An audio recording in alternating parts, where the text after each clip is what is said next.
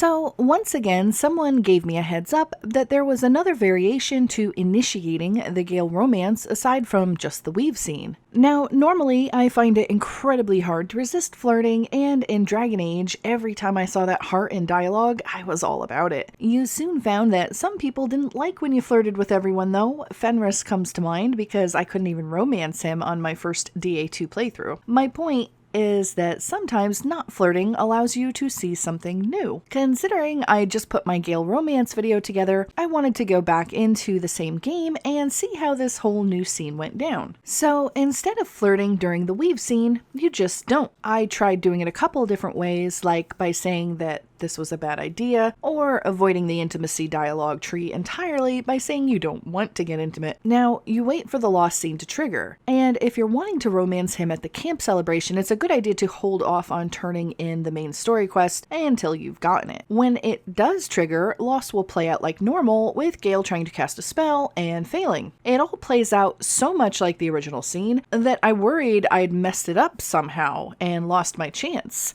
But then at the very end, this new dialogue option shows up. I consider myself very lucky to have found you.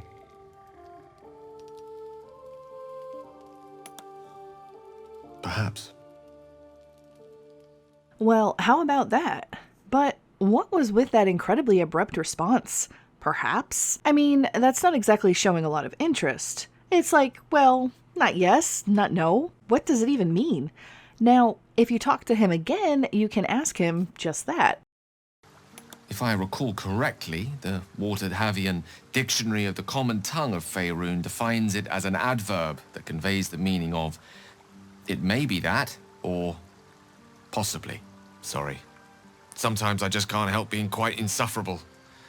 In seriousness, I'm glad you asked that question. You see, I'm not a big believer in fate, but I do believe in serendipity. Life is a tempest of events that sometimes we brace against and sometimes embrace.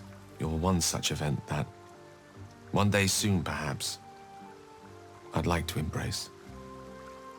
When you ask him, he gets a bit snarky with you, giving you the definition of perhaps instead of actually answering your question. Before you can even glare at him, he offers an apology and admits he can be quite the pain in the butt. And putting on a more serious face, he admits he's happy you came to him to clarify. Interestingly enough, the conversation then goes back to the whole discussion about fate and serendipity, which originally shows up when you ask him if he thinks about the moment you spent under the weave often. It's a little disappointing because I would have liked to see entirely new dialogue, but at least it fits well, so I'm not complaining too much about it. Still, it's really cool that there is an alternate path, and it reminds me a lot of Dragon Age Origins, specifically how there were so many different ways a romance could be started, and even how things could go from there. Like how you could get Alistair to approach you about sleeping together by just holding off for long enough. It really feels like they put a lot of work into Gale's story so far, and how it ties into the romance.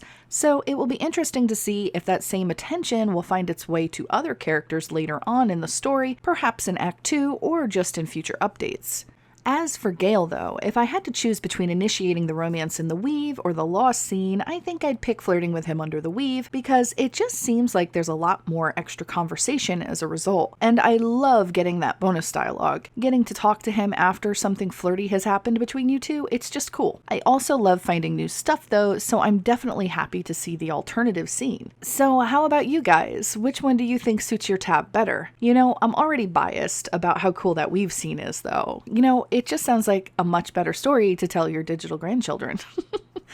Let me know what you guys think in the comments below. I also wanted to make a quick shout out to my patrons. Thank you so much for your support. If any of you would like to join the family, you can click my Patreon link in the info section below. Every little bit helps, and you'll get access to more updates as well as unfiltered content. See you guys later!